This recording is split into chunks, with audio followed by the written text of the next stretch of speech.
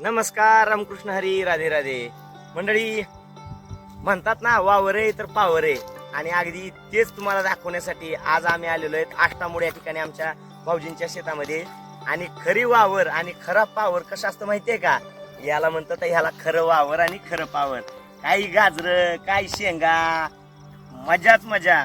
खरं जर आपल्याला वावर असेल, शेताची जर मजा असेल, तर ही रानमेवा खाण्यामध्ये जी मजा आहे ना, तो तुमचा पिझ्झा आणि बर्गर खाण्यामध्ये सुद्धा मजा आहे. कधीतरी शेतामध्ये या आणि हिरव्या गार पाल्याच्या शेंगा आणि नुकतेच उपटलेली हिरव्या गार वेलाची गाजर ज्यावेळेस खाताल ना, तेव्हा तुम्हाला खरी मजा काय असते ती कळेल.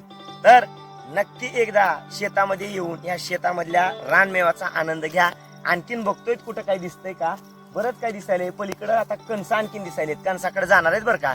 आणि मक्याची कणस, शेतातच भाजलेल्या शेंगा, मक्याची कणस आणि गाजर असं खाऊन मन तृप्त होईल. आणि मस्तपैकी मग 2 वाजेपर्यंत झोपून मग 2 वाजता निघणार आम्ही कथेला. चला तर आता खाऊया रानमेवा.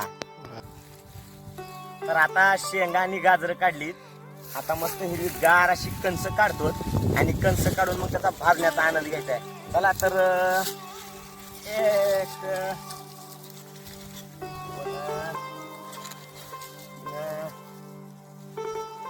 आता ही मस्त अशी कणस काढली. आता याचा पाला काढून याला भाजायचं आणि मस्त शेतामध्ये भाजलेल्या त्या कणसाला असं वरी मीठ लावून खायचं. वा वा वा, काय आनंद. चला आता भाजायचा बी आनंद बघूया. चल ते तर आणखीन घेऊन ये. चल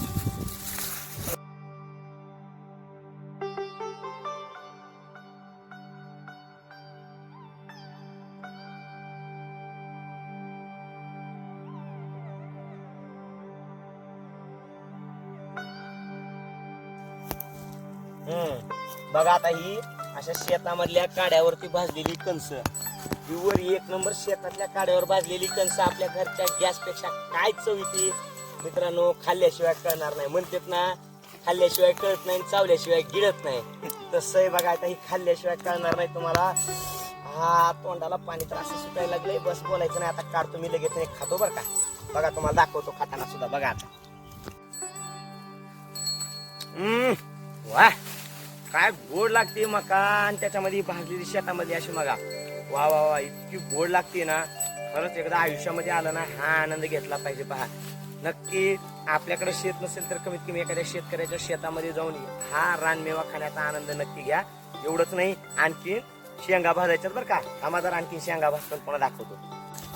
हा हा हा हा हा मित्रांनो, आता मस्तपैकी शेंगा भाजायला लागलो. अशा ह्या शेंगा कणस भाजल्यानंतर आता शेंगा जर शेतातल्या भाजल्या, घरच्या जर शेंगा भाजून खाल्ल्या तर किती भारी वाटतात. आता शेतामध्ये हिरव्या गार पाल्या सहित भाजलेल्या शेंगा काय गोड लागत असतील आणि काय छान लागत असतील. वा वा वा, विचार करूनच असं मस्त मस्त मन असं हुंबरल्यासारखं वाटतंय. आता ही कधी भाजतील आणि कधी शेंगा खायला असं झालंय. त्याच्यामुळे आता भाजायला डोळ्यात दूर तर जाते, पण काय थोडं त्रास सहन केल्याशिवाय खाल्लेली मजा पण येणार नाही. आता लगेचच खातोय बघा. आता खाल्ल्यानंतर सांगतो याची चौकशी आहे बरं का.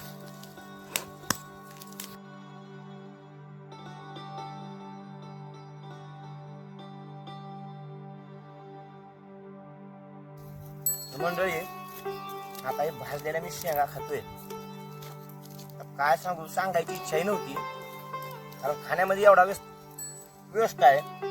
एवढ्या भारी लागत गरमागरम शेंगा आणि त्याच्यासोबत तोंडी लावायला हे कणीस, अशी मस्त मजा येते.